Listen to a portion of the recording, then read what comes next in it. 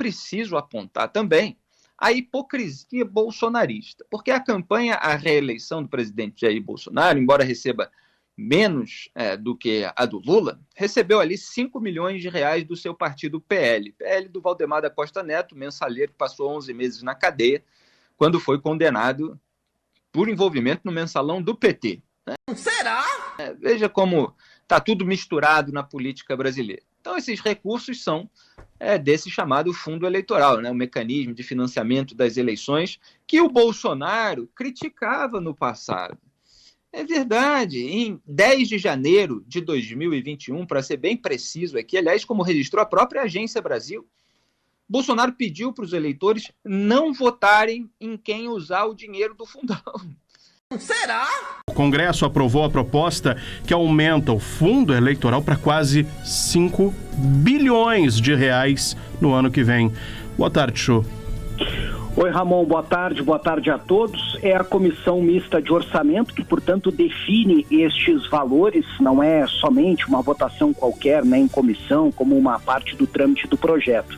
Então, ao que tudo indica, o que teremos no ano que vem é um fundo mesmo na casa de 5 bilhões de reais para financiar as eleições. O governo federal havia colocado na previsão orçamentária um valor na faixa de 1 bilhão de reais, o que já era falado por muitos líderes como um valor muito abaixo do necessário, tendo em vista que nas eleições municipais, agora de 2024, o fundo eleitoral era de 4 bilhões e 900, em 2022 ele também foi neste patamar. Portanto, os partidos não aceitariam uma redução tão drástica no orçamento. O problema, Ramon, é que a previsão orçamentária desta comissão, ela prevê o deslocamento de 1 bilhão de reais de despesas discricionárias do governo. Estamos falando de despesas que não são obrigatórias, envolvem normalmente investimentos. Ou seja, o governo vai tirar dinheiro de obras, de investimentos em saúde, educação e outras áreas essenciais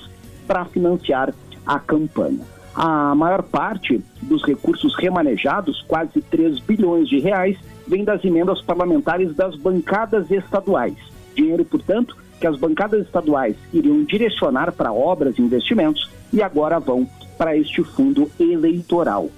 Ao final de 2026, teremos, portanto, 5 bilhões de reais sendo destinados para financiar as eleições. Ramon. Dinheiro do contribuinte. O que eu defendo na realidade é que o fundo vá de 2 bilhões para zero.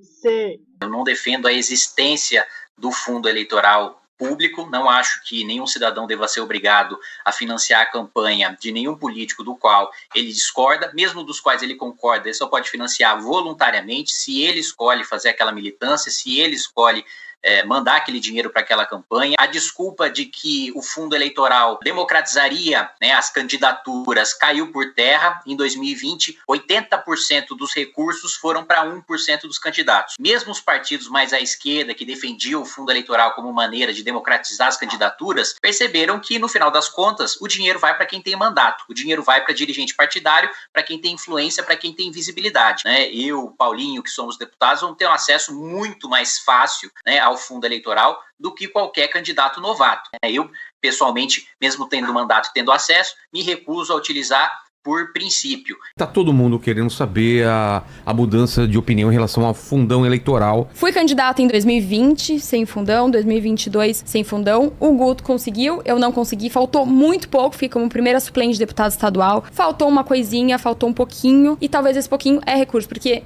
para além de não receber, eu passei metade da outra campanha pedindo dinheiro. E no final das contas, as pessoas tinham que pagar 2 vezes, porque o fundo, ela já paga o fundo, A gente já paga o fundo dos nossos impostos. Então é um dinheiro que já tá lá. E esse dinheiro, é importante me pontuar isso, não é que ele volta para a segurança. Fala, olha, eu teria direito aqui o fundo, eu não quero o meu fundo, eu quero que use para a segurança, para a educação, não. Esse fundo, ele vai para uma outra pessoa do mesmo partido. O recado é muito simples. Não existe fazer política no Brasil sem um fundo eleitoral. Quem disse que o MBL não pode usar fundão eleitoral? Já doou para alguma campanha? Conhece alguém que já doou alguma campanha?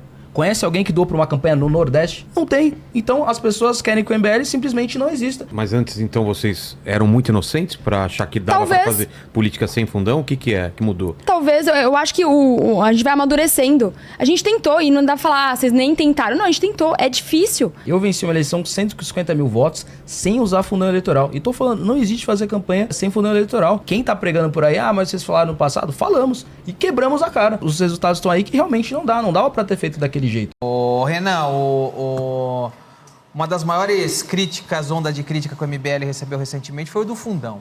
Que a princípio o MBL se posicionava contra o fundão não, quem pega fundão é mau caráter. E agora o MBL pega o fundão. E agora um monte de gente... E aí, MBL, tá pegando o fundão? Não vai não! Ele não vai não! Assim, a gente tem que pegar a retrospectiva. Toda a nossa história e até hoje a gente se mantém contrário ao uso do fundo eleitoral. O Kim, por exemplo, que é o nosso deputado, ele votou contra o aumento do fundão e contra o fundão. À época, o então presidente da República sancionou o projeto de lei que aumentava o fundão, o Jair Bolsonaro. O Kim chegou a passar uma emenda que reduzia o tamanho do fundão, mas não conseguia basicamente extinguir o uso dele. Como tem e como está muito desproporcional, hoje você, para participar de uma eleição, você dispõe de 1/10 dos recursos dos seus adversários se for fazer levantamento na iniciativa privada.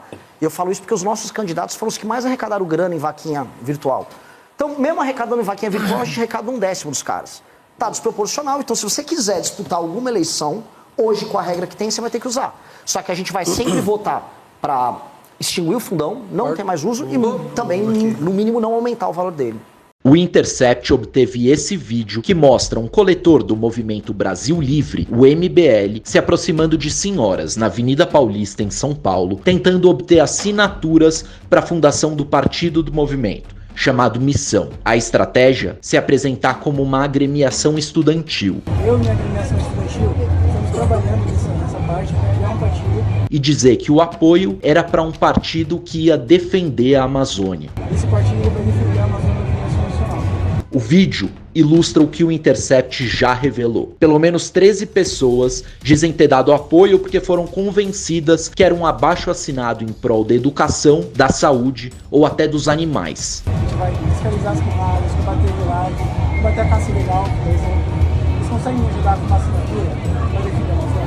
Depois da gente pedir uma posição para o MBL publicar a reportagem, eles nos atacaram em 2 lives seguidas de forma covarde, destilando ódio e homofobia contra um dos nossos jornalistas. Aí, ó, repost de Pablo Vittar, né? Anitta pra caralho. Ele só se comunica com esses memes toscos de Twitter. Mas ignoraram que pouco depois que a reportagem foi ao ar, muitas outras pessoas relataram ter passado pela mesma situação. Uma delas comentou nas redes sociais do Intercept: fui abordado em Gramado em junho com essa mesma conversa. Não assinei e comecei a questionar. Só aí o rapaz me disse que pertencia ao MBL. Recusei novamente, mas todas as senhorinhas que estavam à minha volta assinaram sem saber o real motivo. Outra vítima relatou: aconteceu comigo e minha irmã no bairro da Liberdade, em São Paulo. A gente perguntou do que se tratava e ele falou que era para abrir um partido a favor dos animais. Perguntamos se era um partido de direita e eles disseram que não. Fomos enganadas. Em nenhum momento mencionaram que era do MBL. Se eu soubesse, jamais assinaria. Você pode ler a reportagem que deixou o MBL e o seu possível futuro partido Missão desesperados no site do Intercept Brasil. E nós vamos fazer um churrasquinho. E nós vamos comer uma fatia de picanha com uma gordurinha passada na farinha e tomar uma porra de uma cerveja gelada. Não! R$ 129,99 o quilo da picanha. Tá aqui, ó.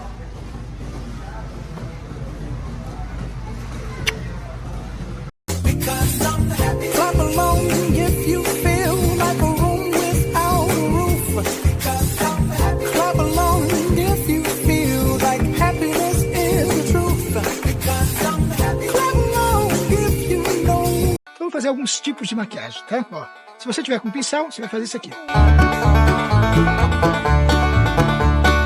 Tipo uma asa de xícara.